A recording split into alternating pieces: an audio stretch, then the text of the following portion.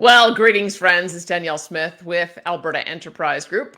And I should just say we had an amazing event yesterday with Michelle Rempel Garner, who is a Conservative Party of Canada MP. Had until recently been the critic for natural resources, but we ended up with a roundtable discussion talking about, once again, the pathway to net zero. How do we get there? Now, I recognize there's a little skepticism out there. It seems to me that anytime you gather a group of people together, you've got those like me who are enthusiastic that we can meet the net zero target, and it will unleash an immense amount of possibility, entrepreneurship, and new industries.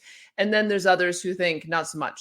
It's not possible to get there. So I want to take another bite at this in a different way. We've talked an awful lot about what happens in the energy sector, and I want to turn attention in this podcast to what is happening in agriculture. I think there's a lot that could potentially be done.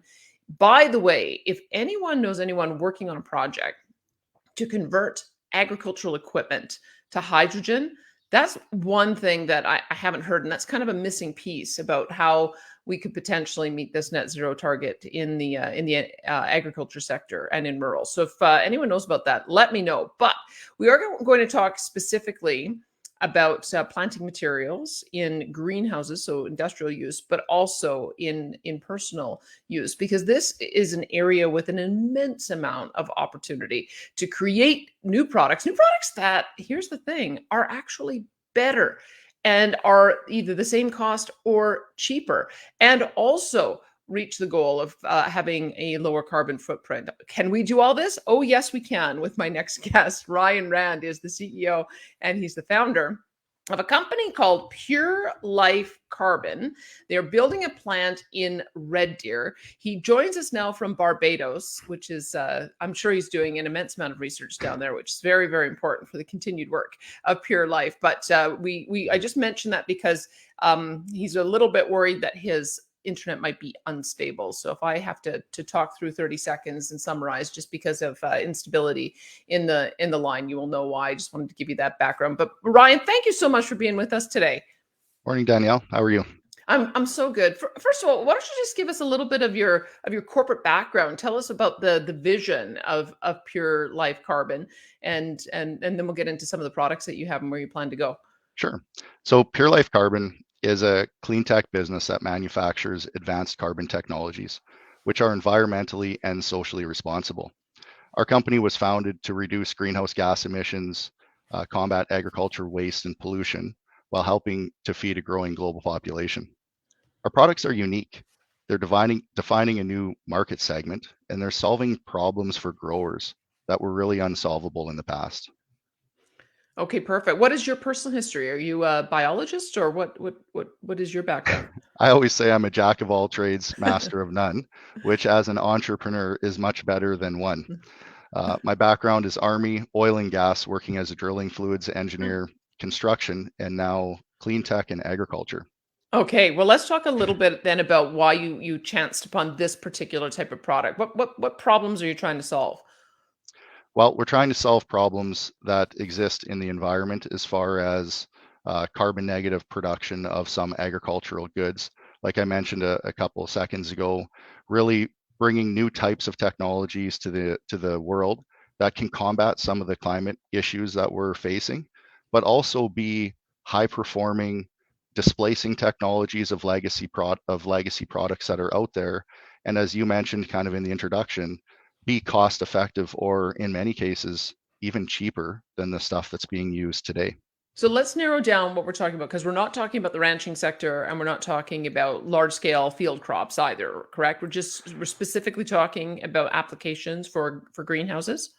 Yeah, so we have product applications for pretty much all different uses in the agriculture space, but we're a startup, so we're staying very focused on one particular area of that segment, which for us is indoor controlled environment growers, or growers that grow in containers. So conventional hydroponics like tomatoes, cucumbers, peppers, strawberries.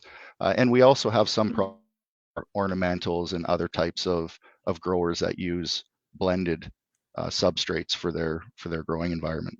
You didn't mention cannabis, which is, of course, the new growing area in no pun intended, in Alberta agriculture. Is your product also for use in that type of environment? Yeah, our product is useful for basically all types of plants, and cannabis is a big segment that we service in the Canadian industry. Of course, it's growing very rapidly on a global basis, and we do quite a bit of work directly with cannabis companies as well. Yes. So why Alberta for your product? Because we'll get into it in a bit about how you develop this different growing medium. But why did you choose Alberta as the place to set up your plant? Well, the three founders that started Pure Life Carbon, we're all from Alberta. So Oh, we're Alberta born and bred, and we love the province. And that's where the technology started. Like this come from research done at Lethbridge College by Dr. Nick Savadoff that was started well over 18 years ago. And the myself and the other co-founders had an opportunity to commercialize and advance that technology and take it to the market. So it was created in Alberta, and naturally we launched our business and took it to the market from Alberta. so tell us what the research was. What was the starting point? The starting point was again tackling challenges in the growing medium space. So if you think about what growers actually grow their plants in, you have a couple of different products in that space. Stone wool or rock wool is a brand name of product that many indoor growers use, coconut, coir, and peat moss. And all three of these products have significant issues that they create for the environment. So Dr. Savadoff many years ago started looking at the challenges and realizing that some things needed to change from a substrate perspective. And he started working on carbon-based materials because when you kind of drill down into these growing medium uh, products, they're very large in volume. Like if you look at peat moss, for example, it's estimated over 60 million cubic meters per year of this stuff is transported around the world. So the question starts to come, if peat moss is bad for the environment, which it's estimated to be responsible for somewhere between 5 and 9% of the global greenhouse gas Mm, emissions, which when you compare that to the entire agriculture space, which is estimated at 12%, that is a very large number and mhm, an area that you can focus on. And to be fair, agriculture companies have been focused on solving these issues for decades. But what can you mine, manufacture, or farm to the tune of 60 million cubic meters per year that is more environmentally responsible than farming something like peat moss, for example? So that's what really, I believe, sparked Dr. Savadoff to look in this direction and start working with carbons. mm. We're breathing carbons, we're made of carbons. The desk we're leaning on, it has carbons in them. So they're extremely abundant and they're scalable to the point where you can use them as a feedstock. So I believe that, Danielle, that's what started it off. And then when we started looking at the technology after Dr. Savadoff had some breakthroughs in that industry, we started looking at commercial technology to manufacture it at scale because when we first figured out how to do it, it wasn't economical. So that took us a little bit of time to figure out the manufacturing systems and get them patented. And then we started looking at go to market strategies. How, as a small Alberta based company, do we enter into this global stage where we're talking about a $26 billion plus market, that there's three products that dominate most of that market. And in turn, only a couple of companies that are very large that basically own that market space. Okay, so I'm not a farmer and I'm not a particular green thumb either. I do have a few container boxes. So I am familiar with how you have to mix soils to be able to get the right level of nutrients and quantity. But I must admit, I don't know what peat moss, stone wool, and coco coir is supposed to do. What is the purpose of it? And because that's our starting point so that I know what it is you're trying to Right. replace. So those three products are just materials that plants grow in, similar to soil that you would use in your garden. But a lot of indoor growers or commercial growers, they need to reduce risk or enhance performance. So they select materials like peat moss, which is mined from the earth, or coconut coir, which is kind of the outside shell of coconut husks, or stone wool, which is a synthetic manufactured product, to be able to optimize their growing environment. These products typically come with a multitude of things inside of them, nutrients and microbes. Sometimes that's good for the plant, sometimes it's not. Sometimes it has heavy metals, Mm. pesticides, and herbicides.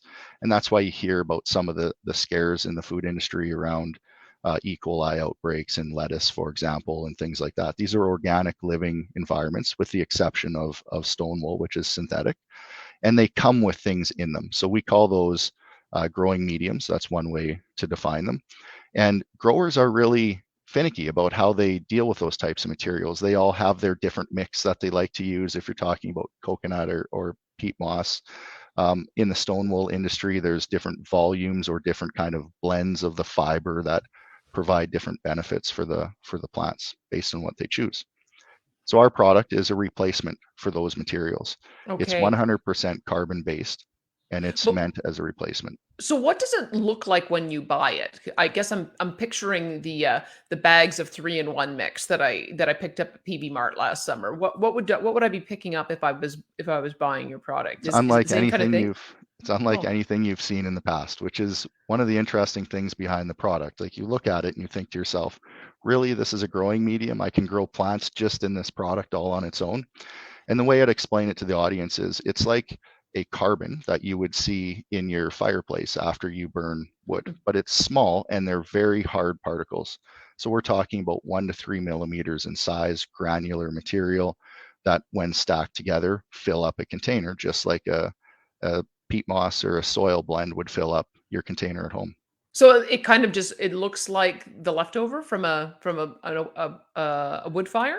It does, but it's much cleaner and much harder. So it doesn't break down and it maintains its shape long term.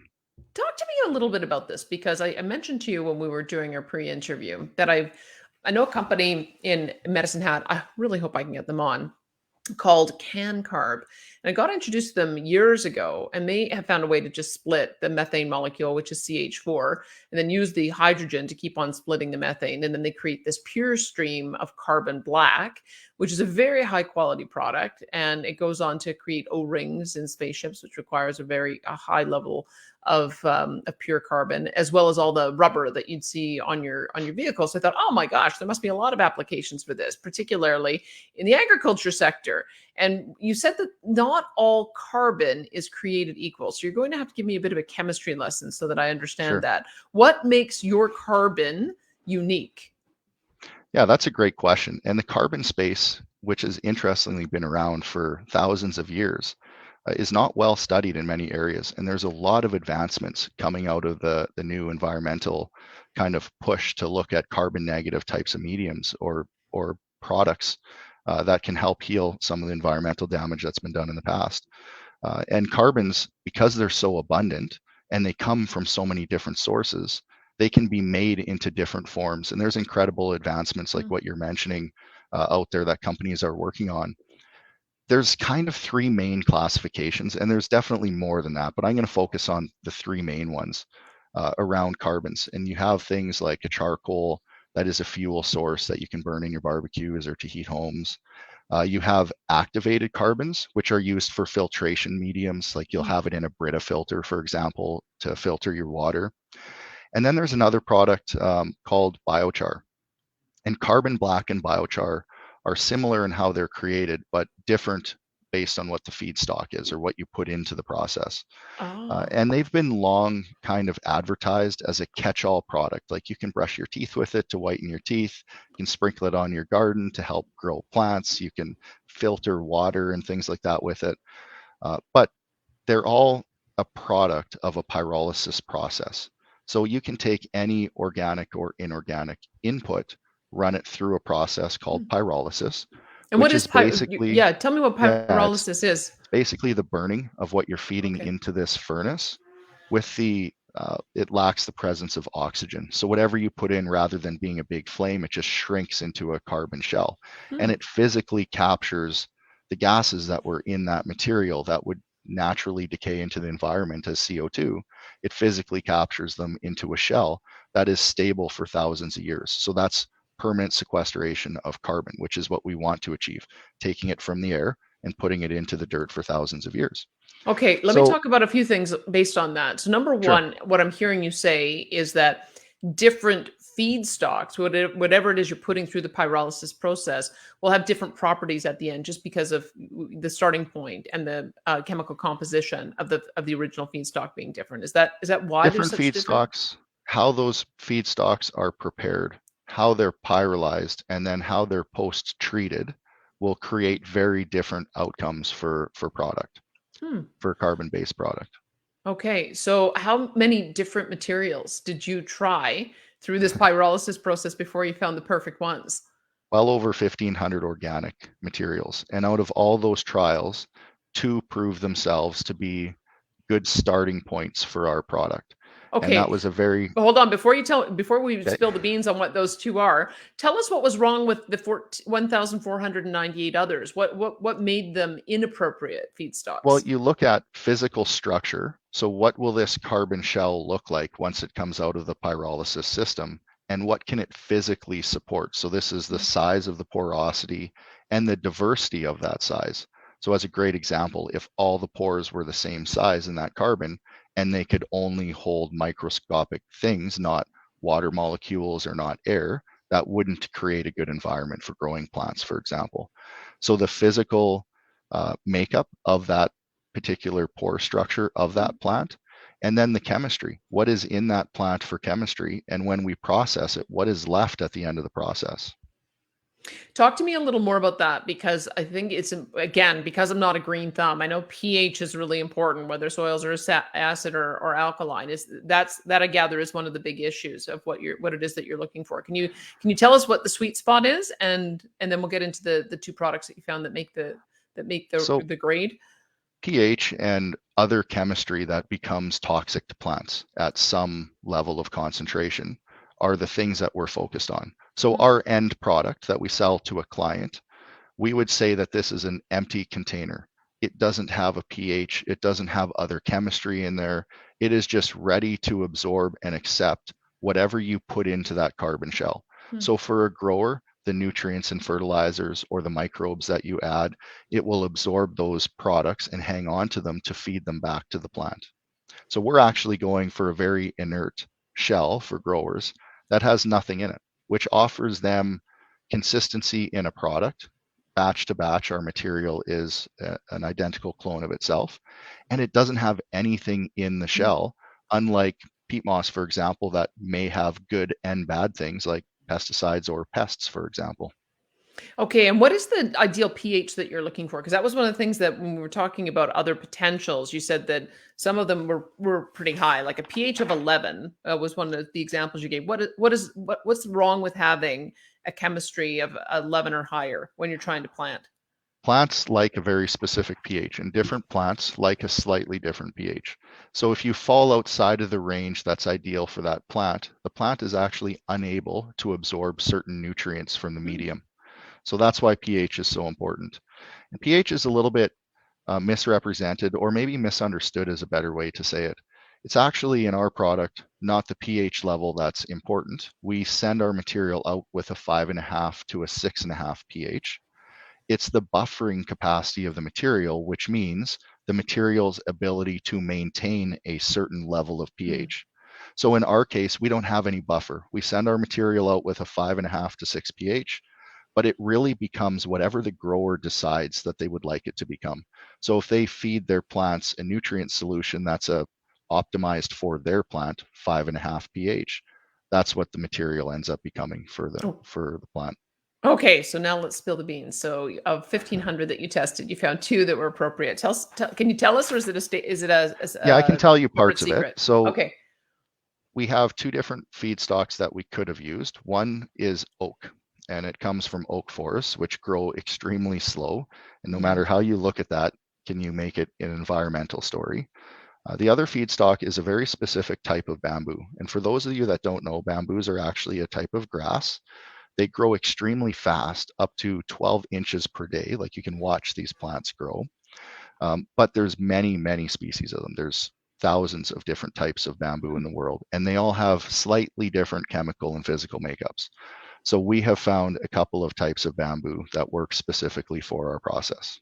Okay, I mentioned this that you'd have to clarify on this one because when we were having a worldwide shortage of bamboo to feed the pandas at the Calgary Zoo, I'm thinking, oh my gosh, maybe Pure Life could have helped. Is it the same kind of bamboo that the pandas eat? Well, I'm sure pandas could eat the type of bamboo that we farm, but the areas that we're farming our bamboo from don't have pandas. And we also sustainably manage our forestry. So that means we're not going in and clear cutting a forest, which strips the entire environment for all the local animals that live in that forestry, we actually are required to harvest our bamboo at a very specific age. So it has the right physical and chemical structure at a certain point in its growth time. And that means that we go in and we selectively harvest the poles out of the bamboo forestry. So we're taking less than 5% Hmm. of the organics from that forestry.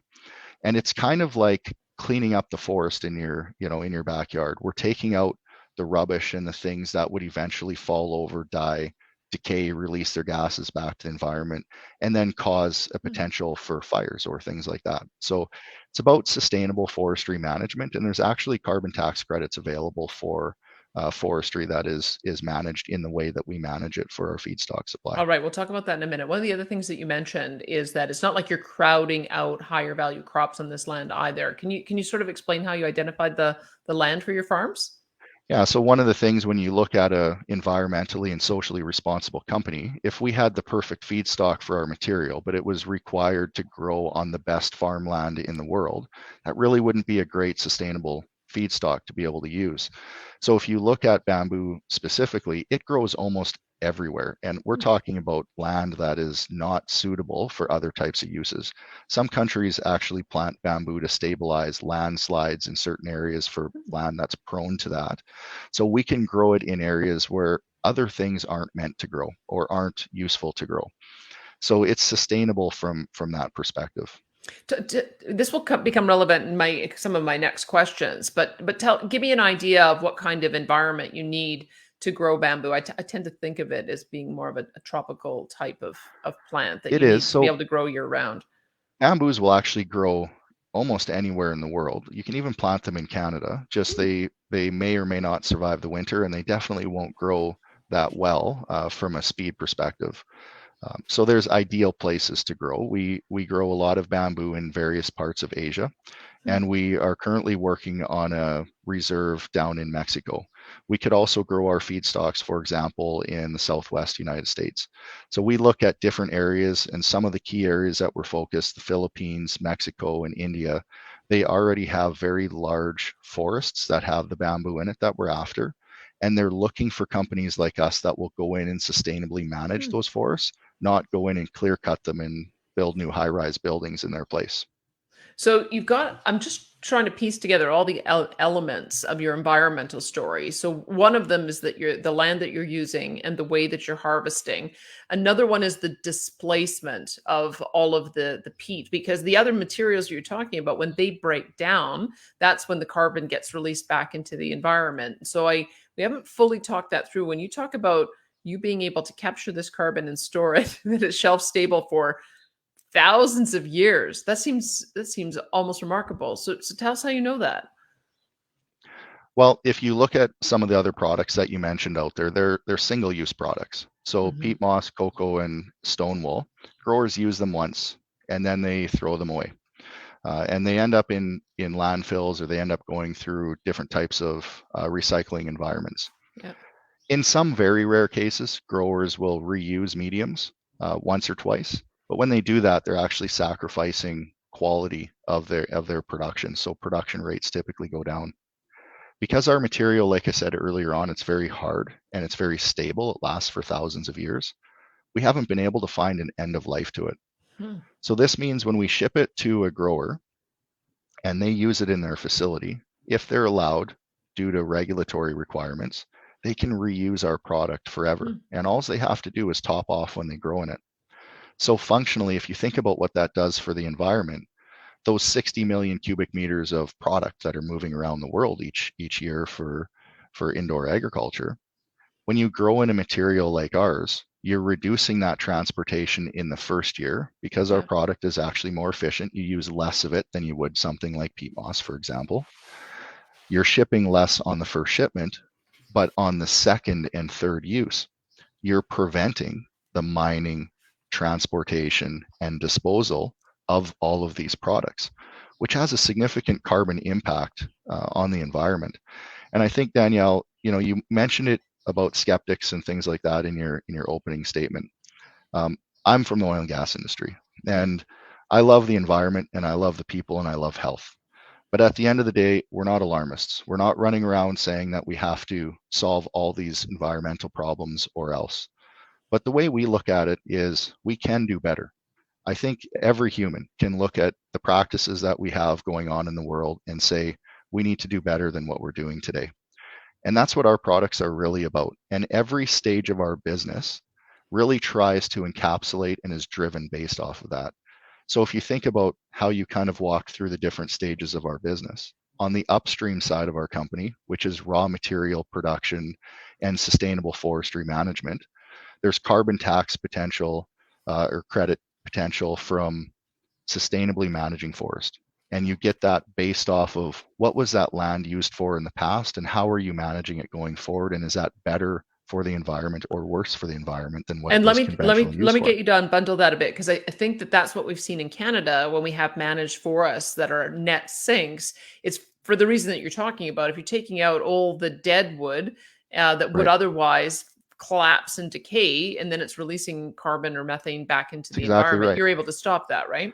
And this is where a lot of the arguments come around forestry management. If you're allowing that plant to grow, which it sucks CO2 for the environment while it does that, but then you let it die and decay, those gases go right back to the environment. So there's not really a great gain. Like some of it gets captured into the soil, but very little.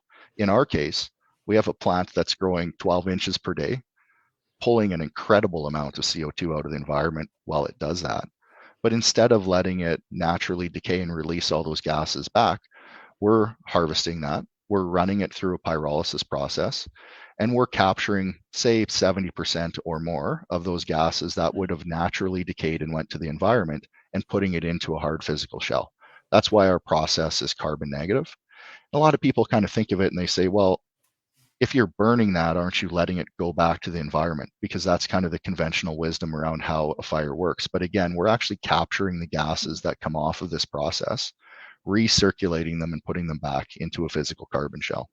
Okay, we'll talk about the third part of your business in just a minute because you've dealt with the upstream and the downstream and the processing that you do. But you've said a couple of things that I think we just need to talk a bit more about. One is that you use less of the product because that's and then that it can be reused. So let's deal with the first one relative to how much peat, stone wool, and coco coir you'd need. How much of your product would you need to be able to replace that on a It first depends on planting? the type of grower and what type of crop they currently have.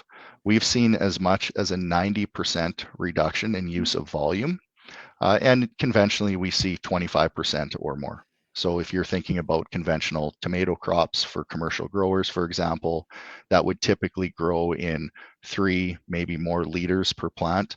We're growing in 2 liters or even less, sometimes in some cases 1 liter. Okay. And then when you say that it can be reused and just needs to be topped up, I guess I kind of think of these types of growing medium as being consumptive, that the plants need to consume some of it in order to be able to grow. So tell me why it is that's not the case. That's interesting because these are problems that most consumers don't even know exist with current mediums. It's not that you're consuming the medium, it's that they naturally break down and you Mm. can't use them for a long term because they naturally decay. They're organics. In our product, the carbon shell is just a container. It cannot be consumed. The plant never feeds off of it.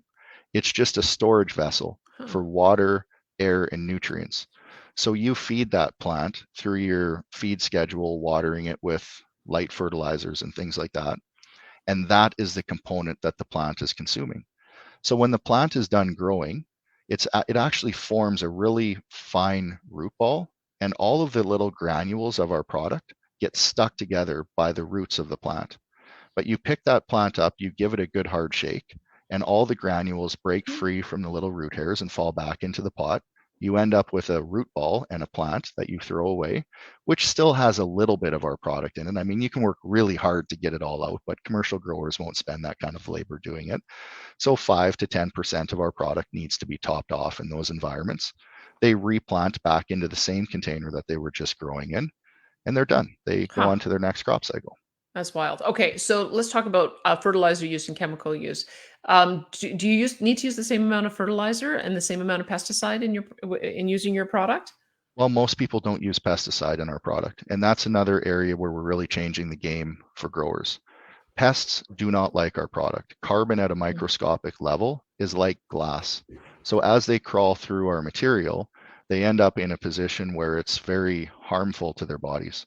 So it's a natural deterrent. Hmm. And pests like fungus gnats and root aphids, for example, they're known crop killers. They kill a significant amount of food crops around the world every year. And it's kind of interesting because if you ask a grower, do these pests target plant roots or the growing medium that the plants are growing in? So the organics, the algae, all the type of stuff that grows in conventional mediums. The answer is, I don't know, it doesn't matter because pests are just a problem that we've had for thousands of years and they're not going anywhere. In our medium, the organics are stored inside of microscopic pores. Pests can't get to them. And Hmm. if they do try to physically get to them, the material harms them and hurts their bodies. So they're actually unable to crawl through the material and feed on the roots of the plant. So you're significantly reducing the Huh. risk profile for these for this type of risk. So you might need less chemical inputs, at least on the pesticide side. What about So fertilizers? less chemical inputs. On the fertilizer side, it's the same or less in every case. Hmm. So if you think about conventional soils, like your garden at home, for example, you spray fertilizer on there and you water and some of it runs off and some of it evaporates and all these things happen that reduce the amount of fertilizer that's actually available to your plants. Our products absorb and hang on to these materials that you feed them. So when you feed our product a fertilizer, it absorbs all the fertilizer into the porosity and it really holds on to it. Hmm. So we have some growers that have reduced their fertilizer usage by up to 50%. Most growers are reducing their fertilizer by roughly 10 to 20%. And this really comes down to what they end up feeling comfortable with because they've been doing things a certain way for literally hundreds of years. So it takes a little bit of time to move them into the right direction. Good. The most interesting thing about that, Danielle, is it doesn't just apply to fertilizers, it applies to water as well. You do not have as much water running off or evaporating from our growing medium. So this is another area that is pretty Hmm. impactful from an environmental perspective. No kidding. So, give me a. So, I've taken the view that and I think this comes from Preston Manning saying that there's a natural affinity between conservatives and conservation. They have the same core word at the base of it. Is you shouldn't want to be wasteful. You should be wanting to try to conserve. You want to use less material, use less pesticide, use less water, use less fertilizer, use less land space. Like all of this makes a lot of sense from an environmental point of view. But the other side of it is, does it make sense from an economic point of view? So I can see a number of ways in which you would be saving money because you're using less growing medium that you have to replace on a given year. And then also the points that you made about water and chemical additives. But give us a sense of dollar for dollar. If people were to switch over to your product with all of those savings, is it still going to be a premium? Is it still going to cost them more money, or do they save money? If you take all the performance benefits off the table and just look at our product pound for pound with other products, we're the Yeah. same price or cheaper. And that Huh. almost never happens with environmentally responsible products. There is an economic reason to switch to our product without any of the environmental benefits that come along with it. And then in addition to all of the other benefits of using less input cost, you'll save money there too. And labor, all those types of things. So one of the things I didn't talk about and can be a long conversation, so I'm going to try to summarize the best I can. A root system in a plant grows very differently in our medium than it does in other types of mediums. So the root hairs start to grow and they get trapped inside of the same porosity that the water and nutrients and everything else is trapped in. When that happens, the root is forced to grow new hairs that grow Hmm. into other pores and also become trapped. So you end up with this very fine, I call it angel hair like root system that is extremely high performance. And this is why you can use less volume of our medium versus another type of medium. Extremely high performance root systems. So from that perspective, you end up with much less material, which from an economics and environmental perspective has a very significant impact. I mean, you're talking about 80% to 100% less ships transporting peat around the world, less transport trucks or rail cars pulling it around the world, those types of things. And when you reuse the product, you're 100% stopping the farming of peat moss, which is one of the largest carbon sinks on the planet. It's estimated that peat moss is one of the best natural ways to extract carbon Mm. from the air. It's Mother Earth's main defense against carbon in the air. Not to mention the land damage that comes along with physically mining massive amounts of land to pull this stuff out of the earth. Oh, it's amazing, the environmental story, which I want to get to as well, because that gets to your third type of business. But you did mention you'd also save labor. Why do you save labor with your approach? We save labor because there's a lot of labor in handling higher amounts or higher volumes of material. So you Mhm. think about like storage space, you think about the handling of disposal and all those types of things. But also, one of the neat things about our product is most growers don't transplant in it. So transplanting is kind of one of those activities that we understand plants go through different phases of growth and they require bigger volumes of substrate to grow in. In our product, you can start a seed in a 1.5 liter container of our product, and you can grow it all the way through to a completed 6 foot tall tomato plant that has been commercially producing. Huh. You never have to move it, you never have to transplant. So there's significant labor reduction on that end. It's remarkable. Okay, let's talk about the third part of your business as well, which is doing the very hard work of tracking and reporting the carbon footprint. Because this is one of the areas I'm greatly frustrated with, because it seems like our industries are doing amazing jobs in addressing this issue of reducing carbon, but we don't get credit for it. It's like I'm not sure where the barrier is, because it seems to me that it should be very easy for us to start monetizing these streams. I don't know if I mentioned this to you, but I have mentioned it before, that when I was on radio and Justin Trudeau was talking about the way in which he was buying carbon credits, it came from a landfill that was capturing methane and flaring it, and that created enough of a reduction in emissions that it generated a credit that could be monetized. And from what you're telling me, all of the ways in which you're genuinely reducing and capturing CO2, genuinely reducing methane, reducing transportation fuel, it seems to me like there should be a way to do a baseline test, capture the amount of savings, and then be able to turn that into an additional revenue stream. So tell us a little bit about that process. It's complicated. Yeah, So I we believe actually it. we stood up a division in our company called ICO. It stands for Environmental Impact and Carbon Offset. And this is a division that kind of shadow functions inside of our upstream and downstream business. And it basically tracks everything that we're doing in a very, very transparent way. Because there's a lot of what they're calling kind of greenwashing or clean washing out there. It's where they take something that's not that great for the environment and try to make it sound like it's really great for the environment.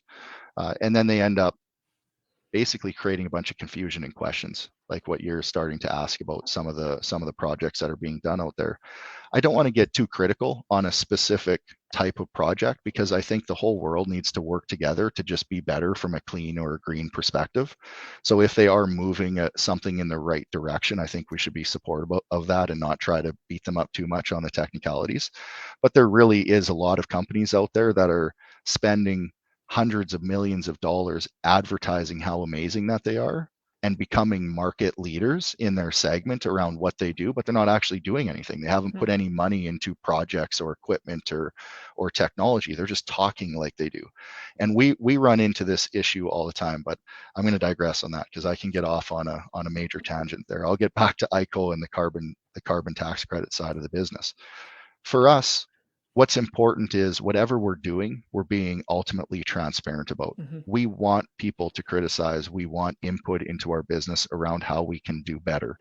So ICO was designed to be able to track, leverage third party advisors, and then optimize what we're doing. So we break every part of the business down. For example, sustainable forestry management that we talked about earlier. What is the land we're managing it? How are we truly managing it? How are we treating the farmers that manage that land? How are we paying them? How are we doing all of these things and pull that together for a true story that's validated by a third party around what we're doing there?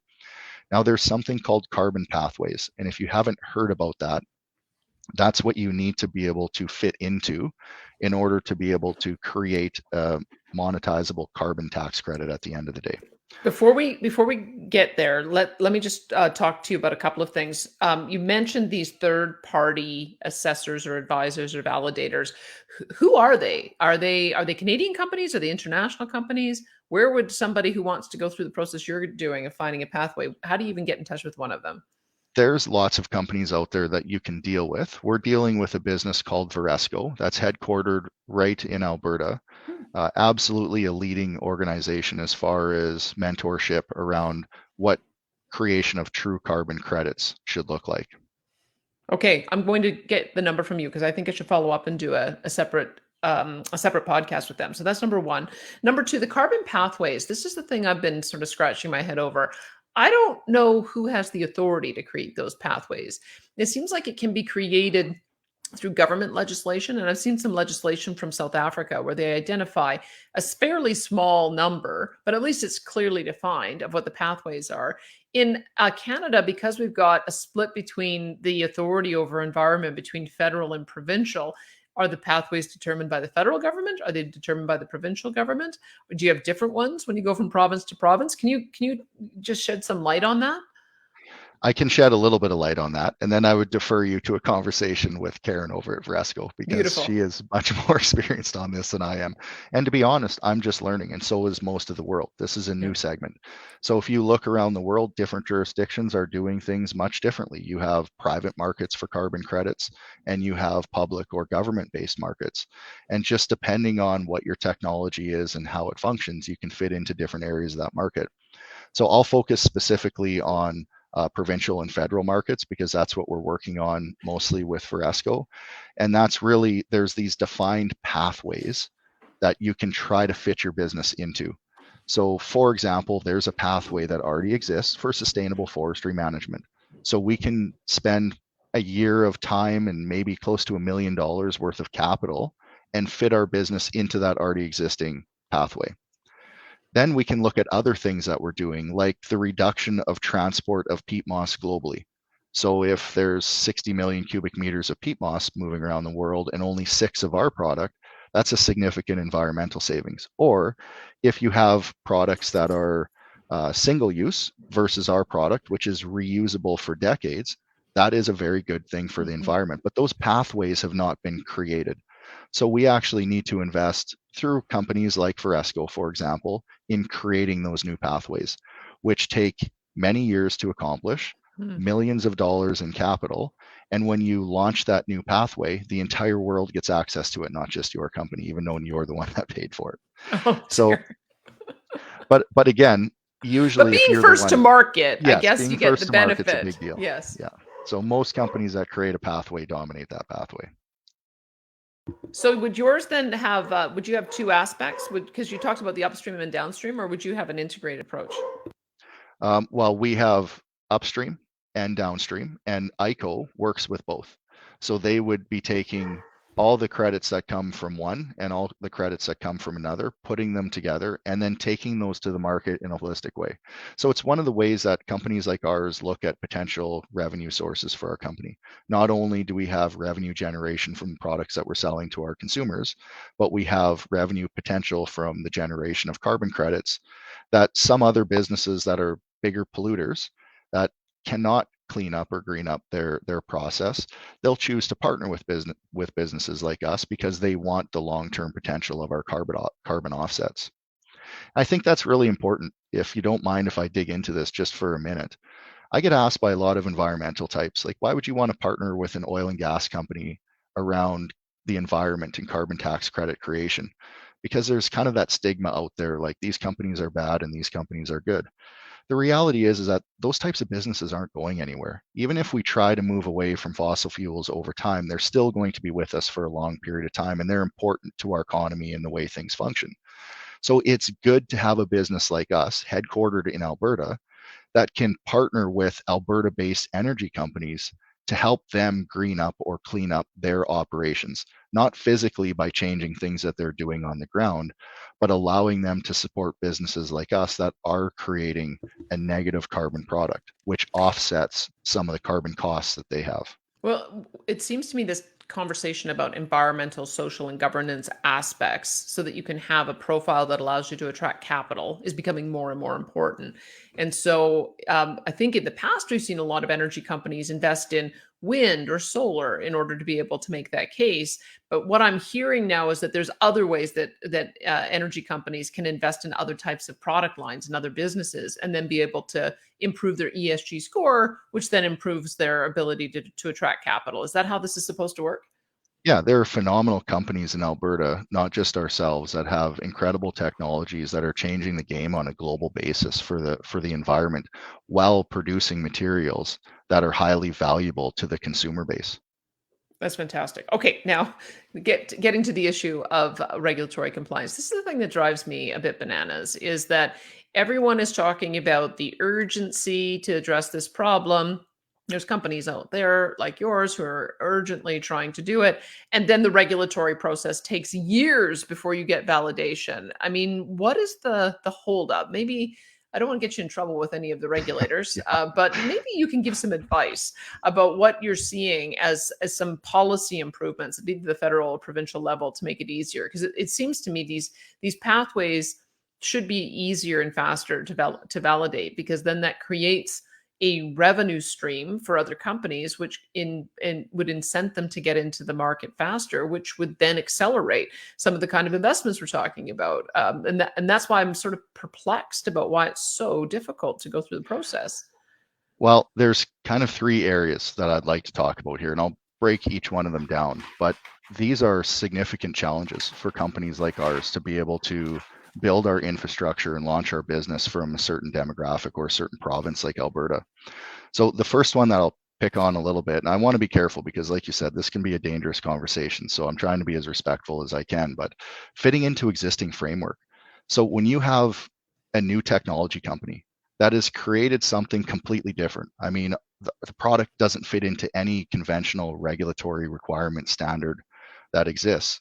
You run down this path where the regulatory bodies aren't really sure what to do with you. Hmm. And we had this happen to us the first year that we launched our business. We were required to have a certain certification, and we looked at, you either fit into what exists or you invest heavily in updating those regulatory requirements to fit the new type of product that you're Hmm. bringing to the market. Well, startups, especially technology ones that have spent all of their capital on research and development and actually manufacturing so they can get into a place of revenue, you find yourself running up against a serious conundrum. If you can't fit into what exists, you have to create something new, which takes time and money. If you do fit into something that exists, or they push you into that box, which is what happened with us, you're not a perfect fit, and it typically delays and drags out the process a little bit. So the dilemma becomes, do you invest significant time and money into fitting into this regulatory environment, or do you invest that money into the advancement of your company in other ways that you need to advance to get revenue generation so you can apply for grants and all the other types of supports that are out there? This was a big problem for us. We went a year and a half without getting the approvals that we needed to sell our Hmm. product. And I was literally told we should sell our technology to a bigger company that has more money that can weather the storm. And I was just in shock when I heard that. But we weathered the storm. We went almost a year and a half without sales before we got what we needed to be able to start commercially testing the product. So that's kind of a framework challenge. It's like you don't have the money to invest the time or the capital into fitting into the framework, but you don't have a choice. You either do it or you don't have a business.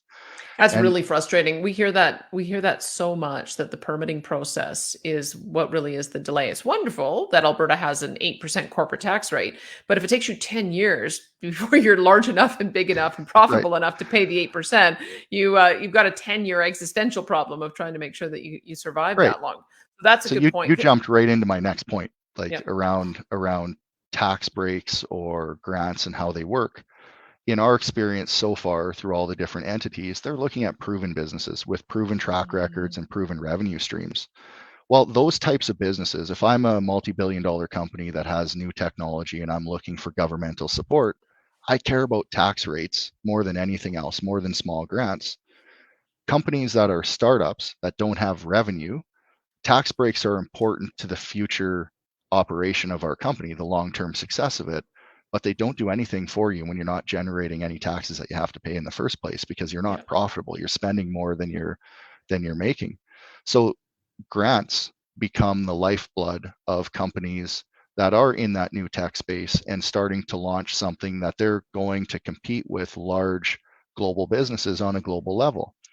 Well, we've had recent discussions where it's like, well, we only invest in companies that have 3 years of, you know, profitable financial statements. And we've invested a few $1 million in this company or that company that moved their corporate office to Alberta for the tax breaks. Well, they came there because of the tax break, and that $3 million you give them, they didn't even see on the balance sheet because it was small for them.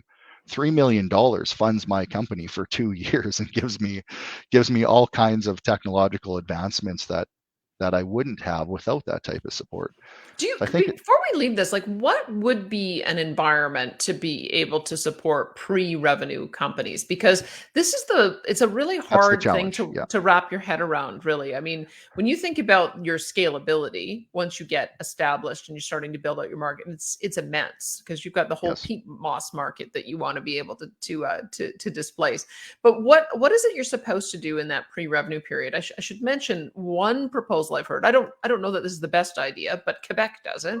That they, in particular for agriculture products, they've got a refundable tax credit on investment in R&D. So if you're investing in the technology Yes. side of the business for agriculture and you live in one of the big cities, you can get a 20% refundable tax credit on that. If you are in the circle just outside of one of the major cities, it's 30%. And if you're rural, as they define it, it's a 40% refundable tax credit. And so that's the only other kind of model that's been presented to me that I'm aware of. Is there any other approach that you would take, or what do you think of that one? It's really interesting that you bring that up because in the beginning of our company, the very first capital stack that we were putting together would actually utilize that type of environment. So British Columbia does the same thing and it's highly effective out there. Alberta did it for a certain period of time, and we were building a capital stack around that. We had incredible interest in investors, like a few $1 million lined up, where they would be able to get a certain percentage of their original investment back. So they look at that like it's de-risking of their original investment. The government had canceled that program at the time, so we were unable to follow through with it. I think it was heavily driven by a lot of the changes going on around COVID, so I'm not trying to be too critical of it. But I can tell you from personal experience, an incredible amount of interest was generated in our company because of the potential of getting that tax rebate on their investment. So I'm personally a big advocate of that type of program for sure. Well, and I think we already do it for the film industry. I mean, there's a refundable tax credit, I believe, that they give on the labor cost that they pay. So there's a framework that we use for one particular industry. I just wanted to get your sense on that, and I'll Yeah. investigate it a little bit more. So you had 3 points that you were going to raise. We talked about the area of challenge being that there really isn't a fast track process to approve new products so you can actually get to market faster and sell. The second one is that the tax breaks are really at the back end once you're already profitable, as opposed to creating a support system when you're pre-revenue. What's the third problem that you have? The third one is just like typical process and the barriers that you have to go through from a people perspective as you move new technologies through the government. So I'll give you a great example of this. And all of this, I think, is good. Like the government relies heavily on experts to advise them on new companies that are looking for assistance or partnerships with them. In our case, the government leans heavily on scientists as their experts. Well, scientists want proof that something works. They want to understand it completely, which for a private company like us, trying to protect our IP and not wanting to put out exactly how our treatment processes work, that can become a little bit of a problem. And if these particular people don't understand, or even in some cases believe in your product, they will not be supportive of what you have. And it's interesting because scientists typically take known things and make them better. They create new things by accident, and then they spend decades trying to convince their peers that what they did by accident is scientifically proven and supported by white paper. This is an issue that we've run up against. We've had situations where certain entities were not just not supportive of what we had. They did not believe that things could work the way that we said they could work. So in one case, we were basically told that you cannot use a 100% growing medium that's carbon-based to grow plants. That's impossible. Mm. Fortunately, the person that said that ended up in a commercial greenhouse that uses our product and got to see it going head to head with other commercially available and high performing products. And we were significantly outperforming them. And that was an incredible win for us because I got a call that day from that group, and they've been one of our strongest advocates ever since. But it took that moment of validation that we could not prove until they got into the environment where they seen it with their own eyes and just could not say it didn't work. What if we didn't have that going? What if we weren't able to get our product into that environment for them to witness it? We may have lost our company before it even started. So I'm being a little bit hard on process, and the reality is that governments and these institutes, they can't just support everybody and throw money out there to everybody. There has to be some form of a method of validating these technologies and bringing it, through to the different government programs. And I think that they can do that when they start looking at, where is this company at in their cycle? Have they created technology? Have they had maybe educational institutes validate their technology, like we had, for example, Innotech validate that it works to grow a variety of crops. Lethbridge College has worked for it for a long amount of time. And then on the flip side of that, what is the market uptake potential?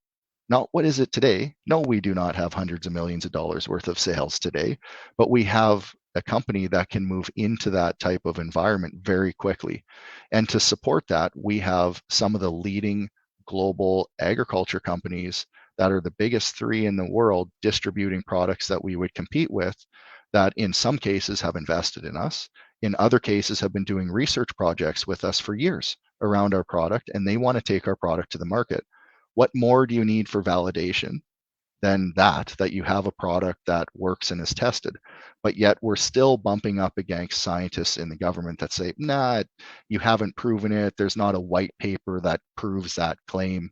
I actually had one gentleman say to me, I made a claim around reduction of shipping is good for the environment. And it's like, well, can you prove that on a white paper? Like, do I have to? That seems pretty common sense to me. So You've given me a really different take on those who say, well, we have to follow the science, we have to follow the science. What that actually is doing is putting in barriers and delays in some cases, particularly in the case for in some entrepreneurs. cases, yeah. I bet there's a ton of people who are confronting the same problem that you are as they're trying to get validation for projects, especially because there's a consumer safety point of view.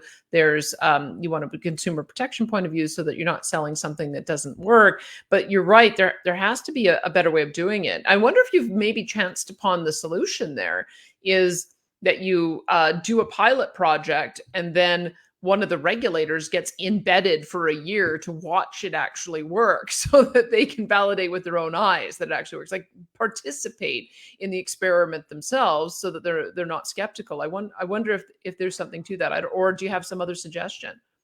I'm not sure. And that's the tough part. Like, it's easy to point fingers and say there's all these problems that exist. It's not so easy to go out and fix them while you're Mhm. still protecting the government and the people that fund the government's interests.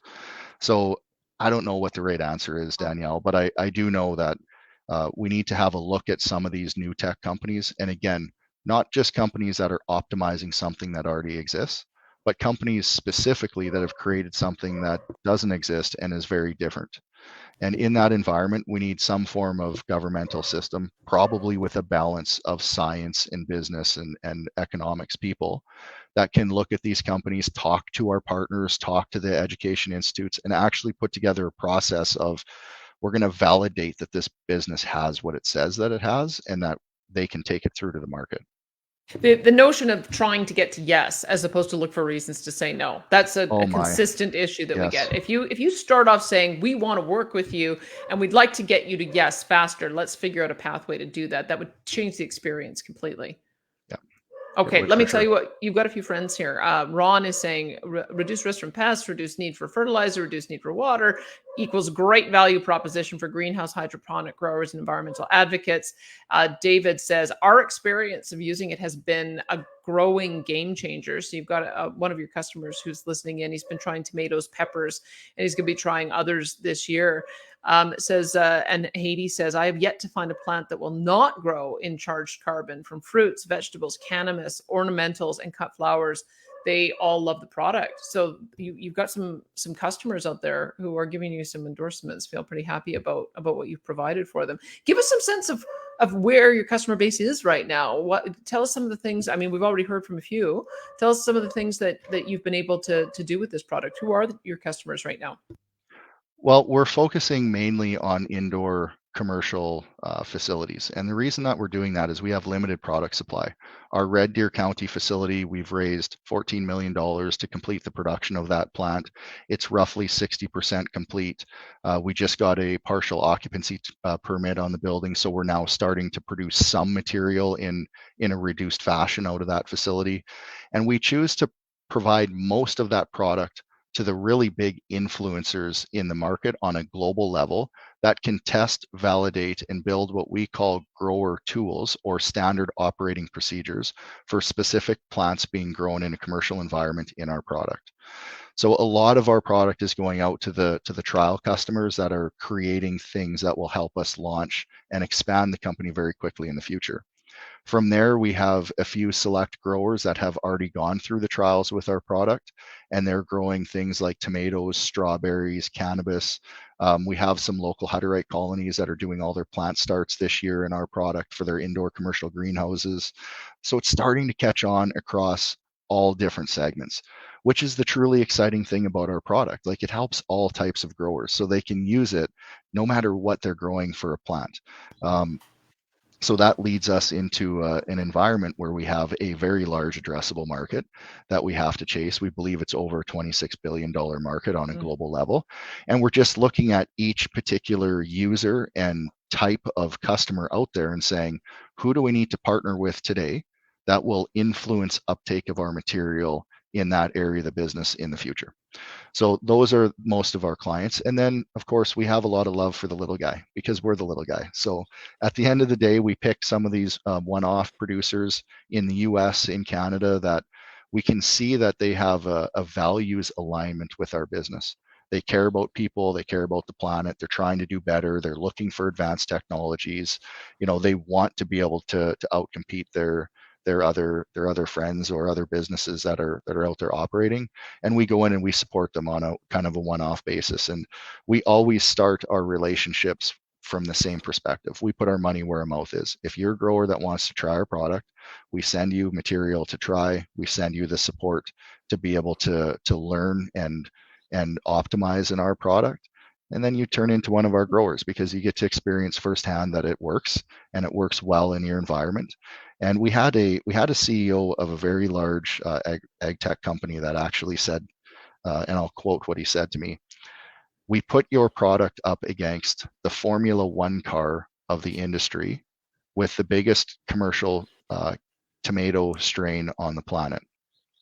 Not only did it perform just as well as this Formula One car product, but it provided other benefits that product doesn't have. And this is the first time we've ever grown in your product when we have 3 decades of learnings and advancements in this other product. Imagine where we will be 3 decades from now after learning in your material." Ooh, that's an endorsement. Okay, look, I have container boxes outside. Can you use your product outside, or does it all have to be an indoor controlled environment? You can use it in any environment that you're growing in a container, indoors or outdoors. And we actually do have other products that are designed specifically for home garden uses. So you can blend it into your garden, or you can blend it into the soil mixes that you're already using to grow your plants in. Okay, so are small fries like me able to access that? Because we have a restaurant. We have 8 container boxes, so we grow our own herbs and our own tomatoes and our own flowers during the summer. And so I'd love to do a little test on sort of traditional planting in one of my beds for tomatoes, and then try your product in another. Are you making that product available? So for Alberta-based growers, the Enjoy Center in Edmonton has it available on the retail shelves. We are working with distributors to bring it across Canada, and we're hoping to have it on commercial retail shelves this summer. Oh, fantastic. And right now you can get it at, tell me again, Enjoy Center? Enjoy Center in Okay. Edmonton. It's a large greenhouse supply company. You can also reach out to us directly on our website or on LinkedIn or any other social media platforms. We monitor them frequently and say, hey, where can I get some of this stuff? And we'll have our business development team reach out and get some off to you. All right. I love the sounds of that. Ryan, did we cover everything you wanted to cover? We covered a lot of ground, but I did know that there was a lot of ground to cover. Is any other final words here? No, I just really appreciate getting the opportunity to speak with you today. It's been a great platform, and I think you're doing great things for the Alberta economy. Well, back at you. I think you're doing great things for the Alberta economy, and I'm looking forward to seeing more. Thanks so much for your time today. Thank you very much. All right, Ryan Rand, he is the CEO and founder of Pure Life Carbon. And what a great story on so many fronts. This is the perfect window when you can find a product that makes sense from an economics point of view, makes sense from an environmental point of view, and also has the kind of endorsements that he already has on the performance point of view. So anytime you come up with wonderful stories like that, let me know, because I think we're going to end up finding more and more of these problems, especially as we get into this world of innovation, that it could be that the regulators are standing in the way and putting up unreasonable barriers just because something's new.